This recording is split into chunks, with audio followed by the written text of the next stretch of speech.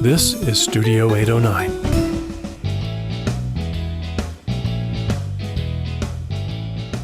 Hi, everybody. Welcome to the Outdoors with Hiking Bob podcast. I am your host, Hiking Bob Falcone. You can find me and all my information on my website, hikingbob.com, which has links to my social media accounts, my column at the Colorado Springs Independent, my whatever the heck else is out there. Kevin, I even lost track of all the stuff I'm doing. My YouTube account, it's all out there. Hikingbob.com, and you can contact me there or sign up for my newsletter and check out my photography, all that kind of stuff at hikingbob.com. Today, joining me is my co-host, Wild Westendorf. Say hi, Kevin.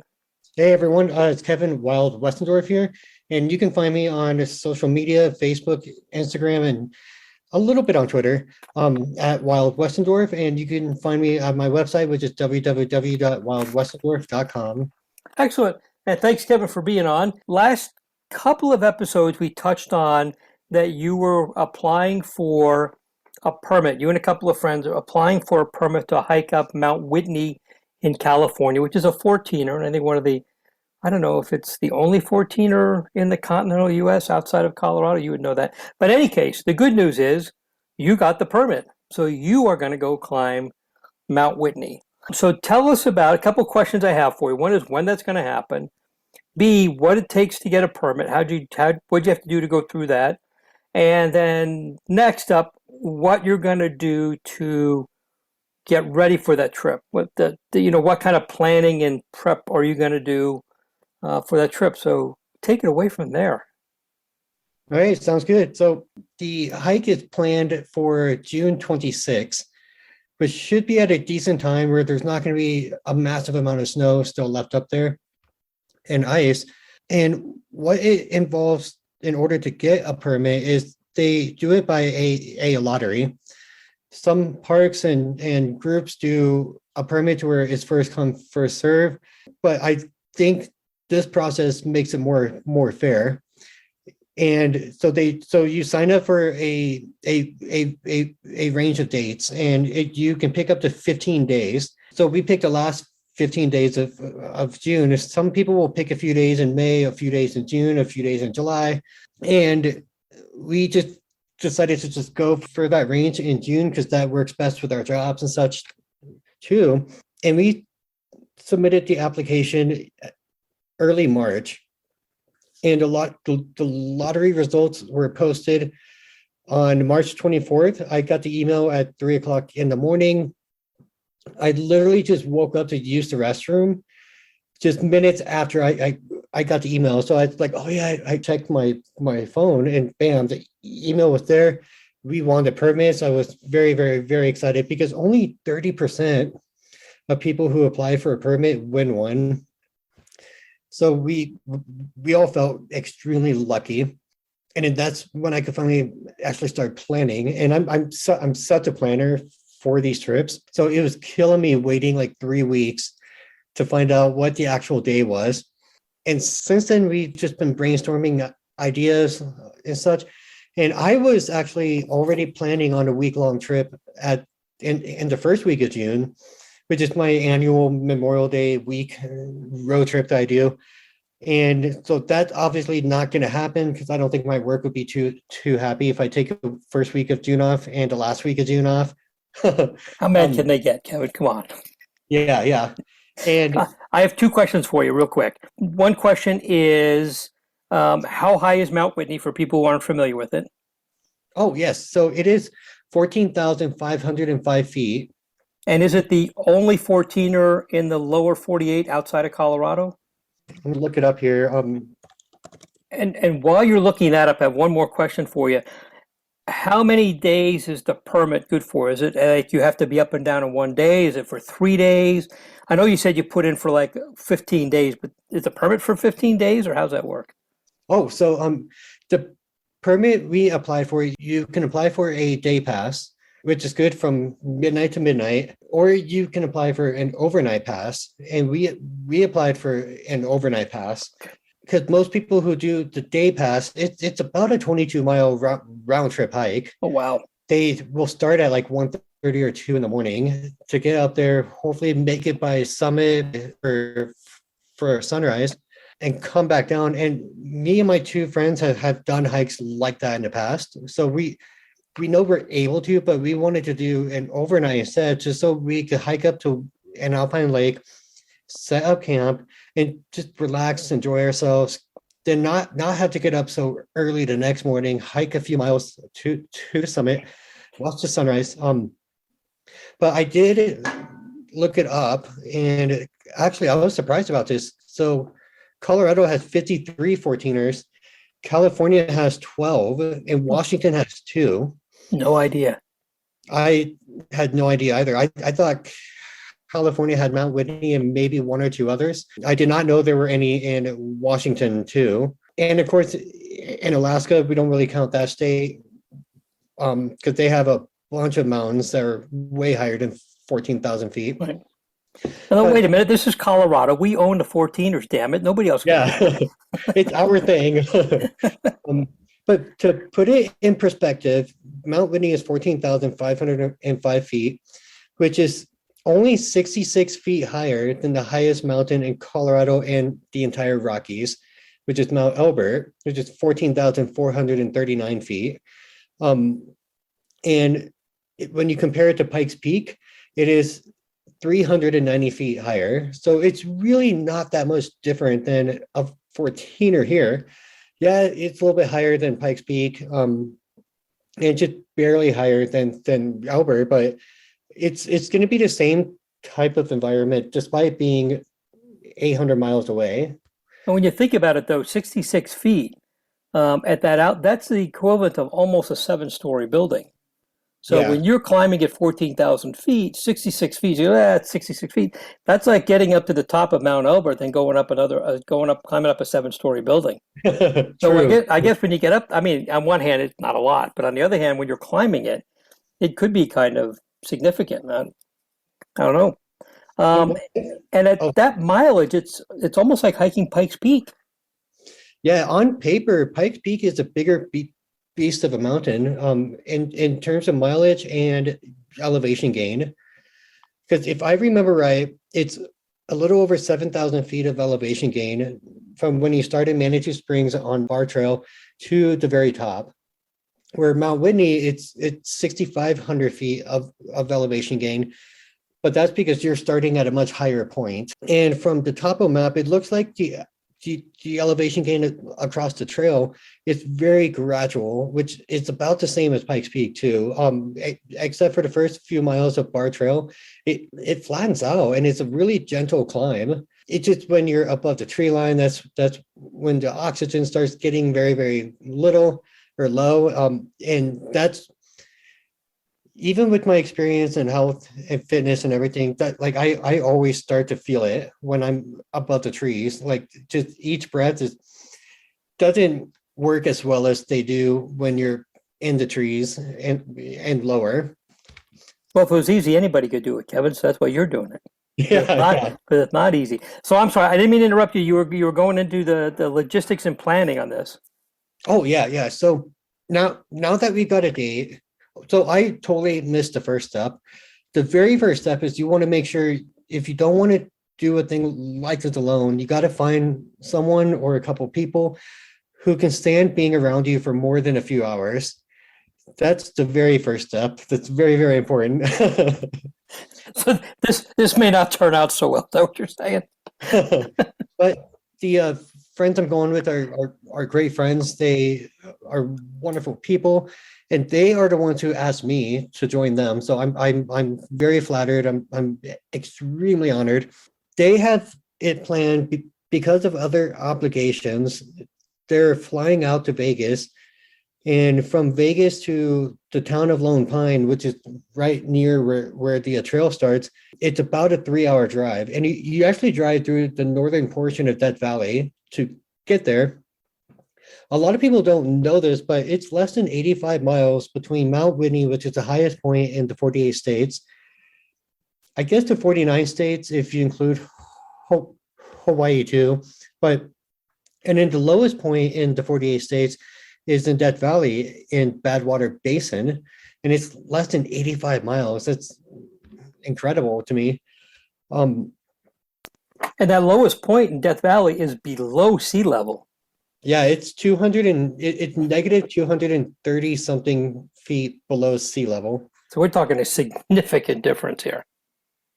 And so they're going to fly into Vegas, spend a few days there because they've never been. For those of you that don't know, I'm originally from Vegas, so I'm not like, oh, I got to go out and party and I got to go on a strip. Like I'm just like that's old news. But it's still a great place to visit. I prefer the outdoors around Vegas more these days. And then they're going to drive up to Lone Pine, where I will meet up with them. I might meet up with them in Vegas because you have to drive through Vegas for the shortest route to get there from here anyway. And then we're going to just chill on the 25th, which is a Saturday, relax. There's an area called the Alabama Hills, where back in the day, dozens of Westerns were filmed there. And there's all these cool rock figures and such. So it'd be really nice to just kind of stroll around there and just fatten up on food too. And basic thing about preparing for a hike like this, and I did the same with my friends when we did the Grand Canyon, is you want to not drink any alcohol because of the elevation change. It's so drastic. Even if you have a couple beers the night before to celebrate what you're about to do, that will cause you to dehydrate more and is a common cause of altitude sickness, which no one wants that, especially on a big hike like that. And so that kind of don't want to underestimate yourself or overestimate your ability and skill to climb a mountain. So I'm on this Facebook group about Mount Whitney specifically, and a lot of people have won permits that have never done a 14er before. And so they're on this group asking all these questions. And a lot of the responses are helpful, but also a lot of people are saying, like, you really, really, really need to get some serious training in first. Go to Colorado, hike a 14er or two just to see what your skill level is. Because you don't want to get up to 10,000 feet and then all of a sudden you realize, like, wow, I can't breathe up here, or my body hurts and all that. My friends just solidified their travel plans, so I'm working on around that. It's kind of awkward because the day is on a Sunday, but I want to take at least a couple days to get out there because it's about a 16-hour drive, which is doable. I've done, I think the longest drive I've done straight through was 18 hours. And it is not fun. It is miserable. So I kind of want to take a couple days and just chill and relax.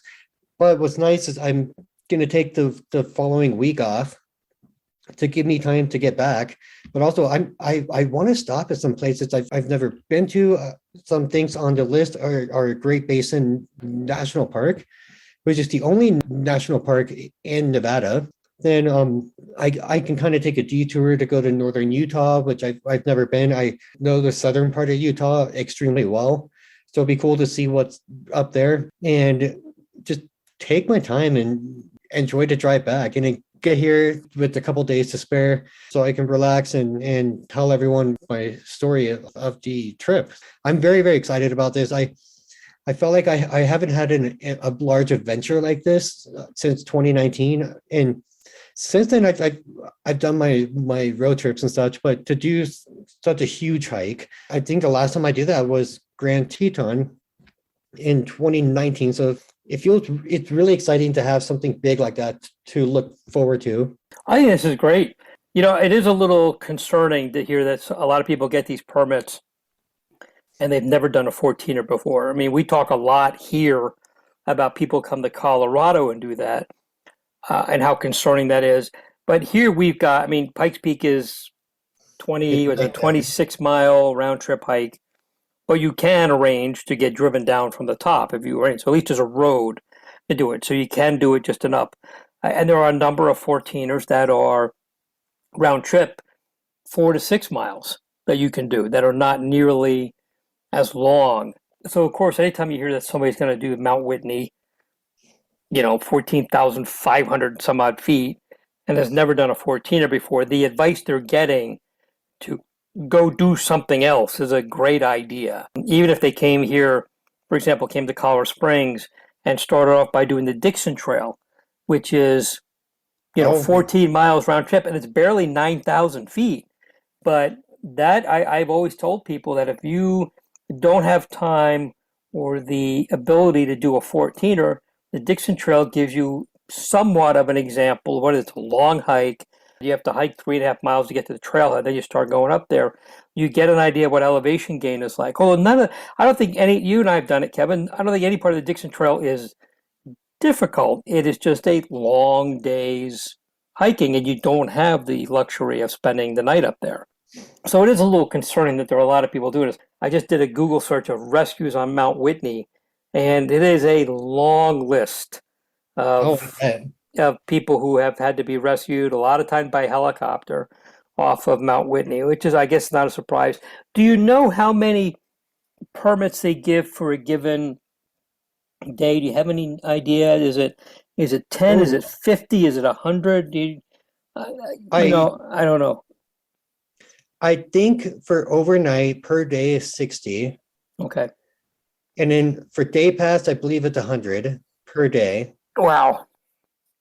So there's definitely gonna be a crowd, but you spread 160 across 22 miles. So hopefully it's not gonna be like, oh, you're shoulder to shoulder. Apparently they used to allow a lot more permits. And then a few years back, I think in 2019 or 2020, they lowered that. I'm assuming because of COVID, maybe. And they stuck with that, which I'm fine with that. I did forget to say that when you win the permit, they give you until April. So they announced it on March 24th. Then they give you till April 1st to actually accept them, or you can decline them because you realize oh, I might have other plans or whatever. So I hope these people that are going on this Facebook group and saying, hey, this is my first time doing a 14er, blah, blah, blah. I would hope they get some sense into them and maybe try again in a year or two after they've gotten a little bit of experience. And it's also not just being above tree line and lack of oxygen. Sometimes your lungs may be fine and you'll do fine up there, but you've just never done a 22-mile hike before. And so you may get to mile 10 and just be done. Well, it's like I tell people, when they've talked about doing uh, Pikes Peak and they've never been there before, I said, well, okay, find a 12-mile loop in your town where you live, where you're accustomed to it, and walk 12 miles. And let me know how you feel after that. Now come here where you're thousands of feet above that, and you're going to climb the whole time. If you can't do 12 miles on relatively flat land in your hometown, you're not going to do easily, well, you're not going to do it at all, 12 miles on Mount Whitney or Pikes Peak or any place else like that. Yeah. It's a thing. I'm excited for you. I think this is going to be a great trip for you. You kind of mentioned at the beginning, do you have an idea on what snow conditions will be like up there? I mean, here in Colorado, there's snow on the peaks till July, and even and some places you'd never get rid of the snow. There's always snow up there. Do you have an idea how much snow you're going to run into up there? Have they had a snowy season so far on that area?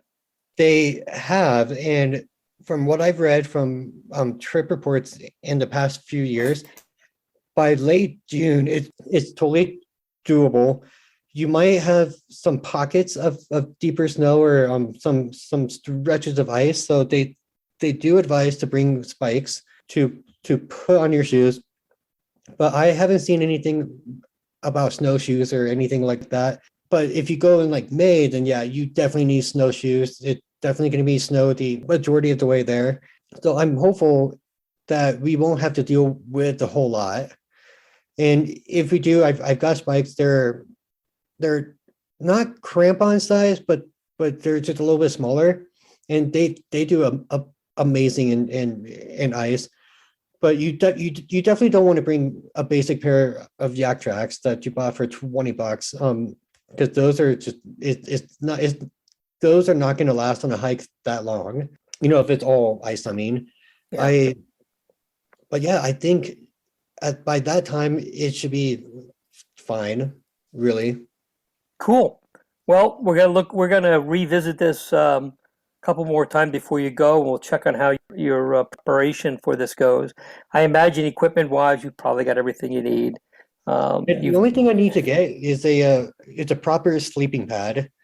Um, oh, and I'll want to get a smaller sleeping bag also. Um, but besides that, I've got my backpacking pack, I've got my tent, and plus I'm going with two others. So we are eventually going to meet up together to talk about like gear that we'll share, just to help even out the weight.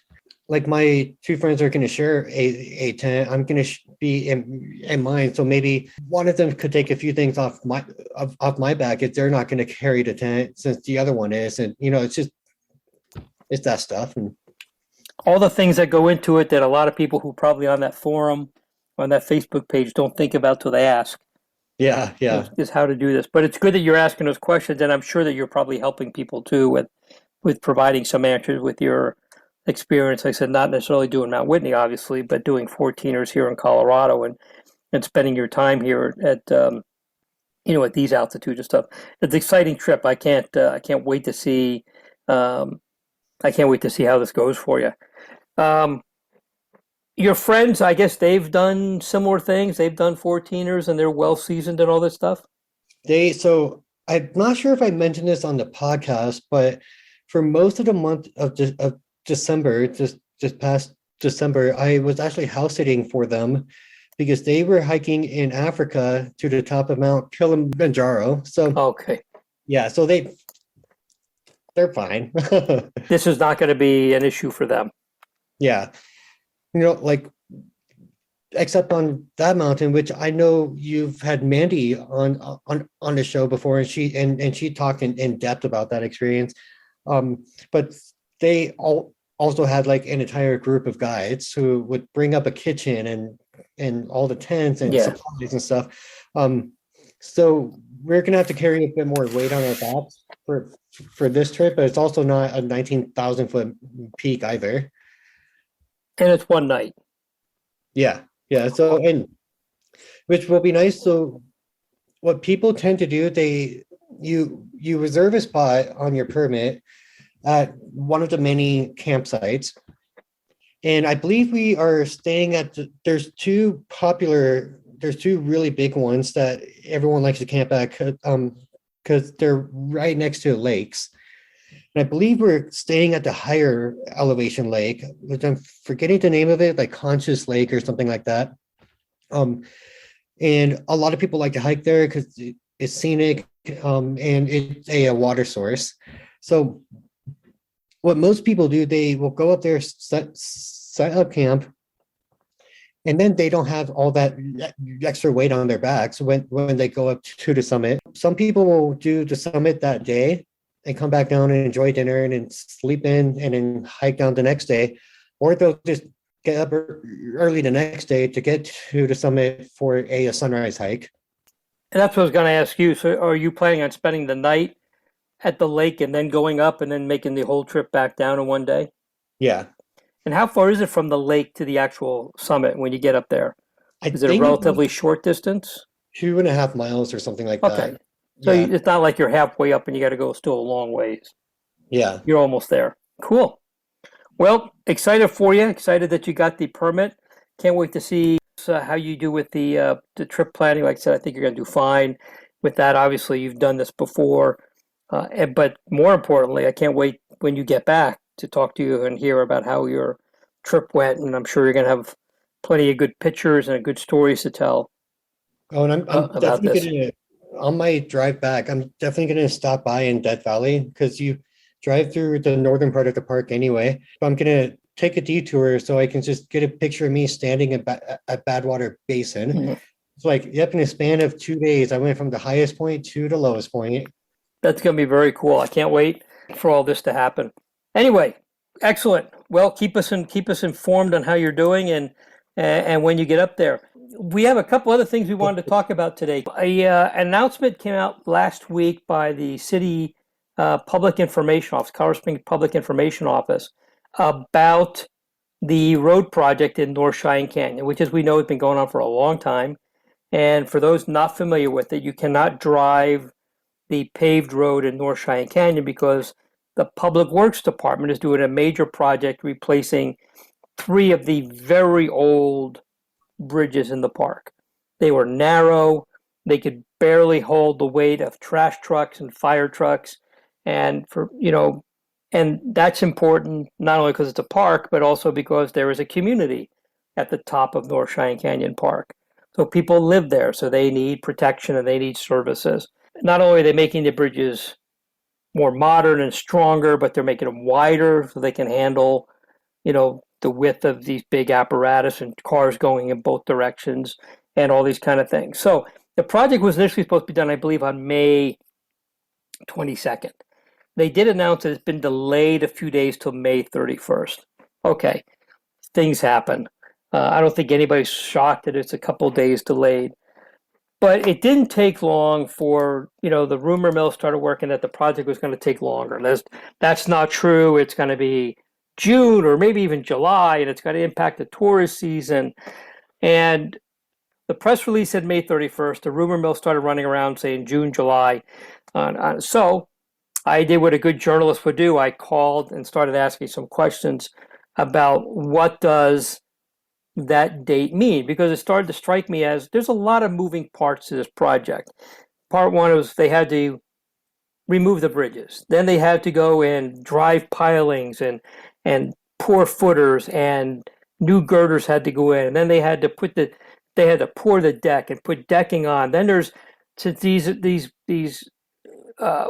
bridges that they're taking out are old historic bridges. They're going to rebuild them with the rock work that used to be around them. And they did that before, a couple of years ago, at the entrance to North Cheyenne Canyon, where they replaced a bridge just before you go up into the canyon, made it wider, made it stronger, and they used a lot of that stone. They want to keep the old feel of that, which I think everybody would appreciate. So here's what I was told from the city's public information office. They do intend for this project to be completely built by May 31st, number one. Number two is I asked about what was the cause of any delays. Has it been weather? The other answer was weather hasn't been an issue. I found out from another source that the contract had built in some weather delay days, and they have not used any of those to this point. So they built in delays into this scheme. What has affected and made this delay a little bit, tell me if you're surprised by any of this. Number one, supply chain issues. Getting material into the park, girders and concrete and things like that. Number two is worker shortage, getting bodies up there to do the work. So far, none of this should be a surprise to anybody. Number three is it turns out that it's a little harder than they anticipated driving up that windy canyon road that's very narrow. And Kevin, you and I know how narrow it is. I've said that we could, with 3 people, you could probably reach from one side to the other in a couple of spots there. Oh, yeah, yeah. It's pretty narrow. So getting the equipment up there has been a little more difficult than they planned. Of course, the contractor, I would like to think, is not stupid and didn't look at all that. But as you know, things change. And, we can't quite get around this curve as easy as we thought, or whatever happened up there. So there's been a few things that have delayed it. The other part, and of course, they knew this going in, of course, is with people living at the top of that canyon. They had to make temporary go-arounds where each one of these projects was going on to allow those people to get to their homes and to allow apparatus to get up there in case there's an emergency, stuff like that. They knew that going in, but of course, the project would have gone faster if they could have just ripped out the bridges and put them in without them doing that. That's not anybody's fault. It's part of the project. In any case, these are the things that are affecting it. So what they told me was, ideally, this project will be done May 31st. Pull up the stakes, take down the barriers, get the equipment out of there, open up the road, and boom, you're done. Possibly what's going to happen is their fallback is, at the very least, the road will be open and you'll be able to drive up there starting May 31st. After that, maybe going into June. Of course, now we're still here, and let's not forget, we're still 2 months out. A lot can happen in 2 months. We're still 2 months out. There's the possibility that they're going to be doing the rock work into June. Not anything that will affect transportation, but that means there might be equipment visible up there. That means parking might still be a little limited because they have that stuff staged in different places. That may happen. And it's possible that during some days, there may be some temporary closures of the road as they move equipment, move gear, move supplies and stuff like that. So my thing, if people ask me, is that it's anticipated that you will probably, more than likely, highly likely, be able to at least drive back on that road by May 31st. Now, are you not going to see any equipment up there on May 31st? That I would tend to think that's not going to be the case. So taking another step, is weather going to be an issue? So I was asked to do some stuff for news in April about snowshoeing. And you and I know, Kevin, April's kind of an iffy month to try to plan any snowshoeing in this region. Oh, yeah. So I went and did a little search on the 30-day extended forecast for the month of April. Now, we've also talked about this. I'm highly suspect of any forecast that's more than 3 days out because it's Colorado, weather changes. But on the other hand, they don't put out 30-day forecasts by just sticking their finger in the wind and seeing which way it blows. People who do this stuff, meteorologists, are smarter than you and I and a lot of other people. So the 30-day forecast for April, at least, looked to be fairly mild. Temperatures in the 50s and 60s, and not a lot of chance of rain or snow or anything like that. So will weather be a thing? Probably not. One thing I did find out is to pour the asphalt, you need to have days where the temperature is going to be at least in the mid 50s or warmer. And of course, in that canyon, it's pretty cold. There's not a lot of sun that hits the floor of that canyon. So that means that the paving may not happen until the very last minute. That may happen in the middle of May going out.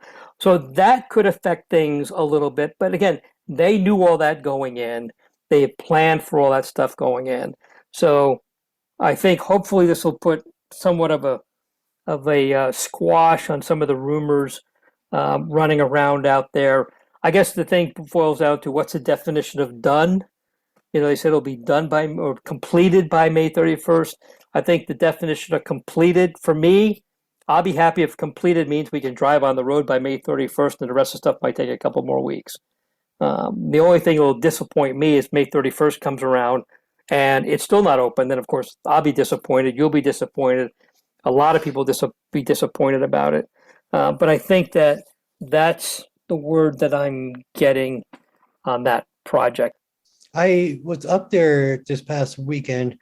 I don't know anything about construction or stages or phases, but they have I would interpret as like the base of the bridge is done. It just looks like they have to build everything else up around them, but they do have like the asphalt and the concrete laid down. And when I was up there, it looked like they were spraying some kind of treatment or something on top of the asphalt. Would you happen to know if they're going to build a lot for the Muskoka and Cutler trailhead? The paving of that lot was not part of this project. Okay. The short answer is no. The long answer is it's coming, I guess is the best way to put it. I've got my fingers crossed. So. Yeah, I mean, it'll eventually happen. I would say this. I would be surprised if it happens this year. Would not be surprised if you see it happen by next year. And here's the other thing too, Kevin. You mentioned that you were up there not too long ago. I was up there not too long after the project started. So here's the other thing. If you hike up there today, you start at Starsmore and hike up Lower Columbine to Mid Columbine, and you see the work being done. A lot of work that's been done has been dug up, done, and then backfilled. So it may not be obvious how much work has actually been done. Yeah. And a lot of the work that's been done was the really hard part, the demolition of the current bridge, the old bridges, and driving these, and I was there when they were driving these pilings, and I mean, there was just machinery just pounding these things. That's just bedrock there. So there was a lot of that work has been done and now been backfilled and covered. So you go up there and go, boy, they haven't done anything. Actually, they've done a lot. You just don't see it. And once they get that stuff done, laying their girders, laying everything else, tends to go a little, I'm not an engineer, but tends to go a little faster. They had to do the hard work early on, obviously. So I think that's moving along. In other news, El Paso County, which just opened the Cane Ranch open space, just within the last couple of weeks, is set to open another open space next week I next saw that. Thursday. That is the Santa Fe open space. So where is this going to be? This is going to be at the north end, close to the north end of the Santa Fe Trail part that is in El Paso County. So your quickest way to get there would be going to Palmer Lake, park in there, hike down the trail a short distance. Some of this project was starting up when I was on the park advisory board for the county, so I got to see some of this. It's going to be a pretty cool place. It is, I guess the best way to describe it is it'll be a nice detour as you're doing the Santa Fe Trail. So the Santa Fe Trail runs from Palmer Lake all the way down to the Air Force Academy, but then it becomes the Monument Valley, the Pikes Peak Greenway Trail, which goes all the way through Colorado Springs, and then on the other side it becomes the Santa Fe Trail again as it goes back through the county all the way through Fountain. It's a very long, and on the north end it hooks into the Greenland Open Space in Douglas County, which then hooks into Larkspur, and it goes on and on and on. It's part of the Front Range Trail system. It's a pretty impressive trail network up there. So it'll be a cool place that if you're doing the Santa Fe Trail, especially the northern part of it, it'll be a cool detour to do some other trails and stuff like that, and then come back in. The views up there are pretty nice. The county was nice enough to send some pictures. I'll also have some more follow-up on this coming up in this week's column. But I think it'll be a pretty interesting place. The views are pretty neat. And like I said, it'll kind of break up the Santa Fe Trail. Not that the Santa Fe Trail is boring or anything, but it'll be like you go up the Santa Fe Trail, you go detour through the open space, get back on the trail, continue on your trip. Cyclists are going to love it, I think. It should be a lot of fun. But that is opening April 7th, and this will be, they will actually have kind of like a formal ribbon cutting and all kinds of neat stuff like that, which is a little different than what they did. They didn't do anything like that for Cane Ranch. Cane Ranch was just like, we need to open it. They're going to actually do something a little different for this one. It's always exciting, Kevin, to see new parks and trails and things like that open up. I'm always very excited to see that. And I think that it's a good thing. Kevin, I want to touch on one more thing. Last week, we talked a little bit about the idea of daylight savings time being a permanent thing. And we talked about why that's a bad idea. The problem with daylight savings time, as we talked about, in some parts of the country, the sun won't rise till 9 o'clock in the morning. So there's a great article in the Colorado Sun, which I will link to, where they talk to a professor, University of Colorado sleep science professor.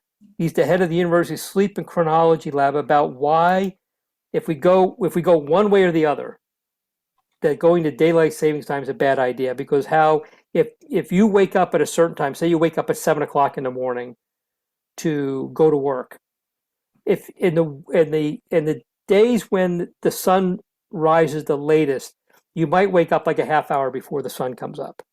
And while you're doing your thing, you're in the house, you go out, but the sun's up. If you do daylight savings time, you will get all of your stuff you do in the morning before you go to work, and your drive to work, when you may work in a building where you don't get to see the sun after, will be completely in the dark. And how that completely will mess up your circadian rhythm. Then he talked about why it's better to go to, if you choose one, standard time is better, because while it's better for you in the dead of winter when the sun rises later, he does point out that the latest the sun rises, or the latest the sun sets, I should say, occurs in the summer, not in the winter, so that it's less likely to affect you, if that makes any sense. Yeah. And the earliest the sun sets is in the winter, but the time period where that hits is a short period of time, and it's less likely to affect you. It's pretty interesting. I'm going to link to it in the show notes. While I'm talking about show notes, I have discovered that if you download this podcast on Apple Podcast or an Apple iTunes, Apple, in their infinite wisdom, which I hate Apple for this, they take out all the hyperlinks. So when you read the show notes, it looks like there's a lot of missing stuff. I didn't know that. They remove the hyperlinks. It makes me mad. I'm trying to find a way around that, but here's the fallback position. If you want to know what those hyperlinks are, you go to my website, hikingbob.com, click on the podcast page, click on the latest podcast. All the hyperlinks are there, and you can and you can look at them right there. I did not realize that was happening. I apologize to anybody who's trying to follow hyperlinks and can't find them. I also apologize to people who think I'm a terrible typist because entire words are missing out of my show notes. That's what's happening there. And another reminder too, as far as if you send me an email or click on the contact me link on my website, please, if you haven't gotten a response in a couple of days, check your spam folder. I'm finding out that a lot of my email for some reason end up in spam, and I don't spam anybody. I send out a newsletter once a week. That's all I do, and you have to consent to that.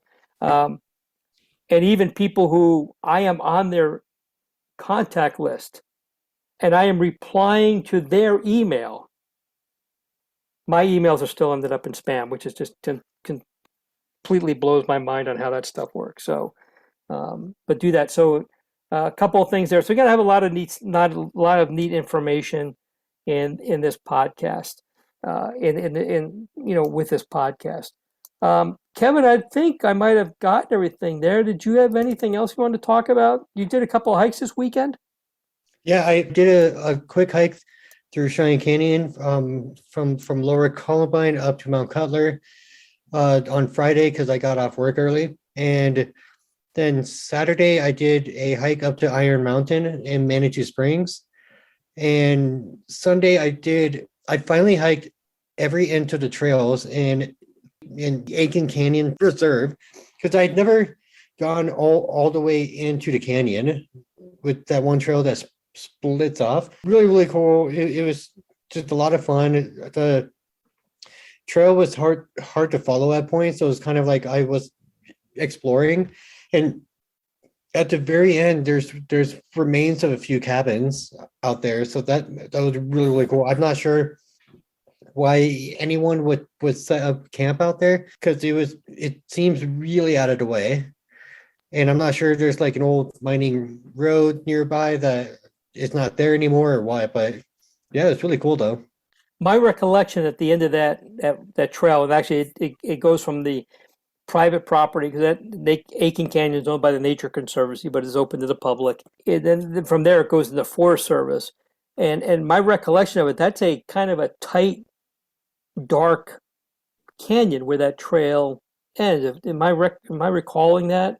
Yeah, and I looked and I kind of hiked like towards the very end, and it looked like the canyon ends right there, but there could be a gap that I didn't see, but because the trees and debris and everything gets very, very dense right there. I don't think a lot of people go back there. Last dozen times I've been there, I haven't gone back there. I think I did it once to see what was back there. Most people just do the loop, which is plenty fun as it is. I'm glad you got to do that. And Iron Mountain, which did you come in from the Crystal Park? Yeah, side of that. Okay. It's been a few years since I've done that specific hike, and I thought I remembered it being much longer. But when I was finished, it was just a little over 3 miles. So yeah, it's not a hard hike at all. It's a great little hike. There's a little bit of a few hundred feet to get to the top of Iron Mountain, but not a hard hike at all. And then there was actually a house up there at one time. There's a long story about that. Oh, okay. And not too many years ago when there was a big legal dispute over that. That's a nice hike, and if you go further, you go to Red Mountain, which is the one right next to it, is a nice little hike too. And there's a whole history behind Red Mountain because you go up there. There's some concrete work up there where there used to be I want to say like an elevated train that went up there. There used to be like a little, if I remember correctly, a dance hall or something up there. And that's a pretty cool spot too. So those are a couple of nice little hikes. Red Mountain's a little more difficult than Iron Mountain because it's shorter, but it's steeper, and you got to hike in a ways just to get to it. But it's a lot of fun. Kevin, I think we've covered all the bases for today. I've got a couple of interviews coming up in the next few weeks, so I'll let you know how those are going, and we'll have those in here. I am going to be away on a trip, but I will have something ready to go while I'm away, and we're approaching 300 podcasts here pretty soon, and I'm pretty excited. We should do something special for that. I don't know. Beers are on me for anybody listening. You just have to know where I'm at. So good luck. Good luck with that. It'll be the 300th episode Beers are on Bob, if you can find Bob, celebration. So And you could be anywhere from the Springs to Phoenix, so that's a wide search area. I'm going to be in Oregon too, so I could even be up there. So good luck. I'm going to be at the at a microbrew in Colorado Springs. That's just big enough net that nobody's going to know where I'm at anyway. There's plenty of those. All right, Kevin. Well, if that's it for today, I think we'll say goodbye to everybody. Thanks, Kevin, and everybody. Thanks for listening to the Outdoors Hiking Bob podcast. Before you go, did you know you can rate and review our Studio 809 podcasts? That will help us because our egos really need to have thousands and thousands of listeners. But that helps our wonderful sponsors reach more ears too. And we do love our sponsors. So just go to Studio 809 or any individual 809 podcast in your iTunes or podcast app and click on ratings and reviews. Thanks.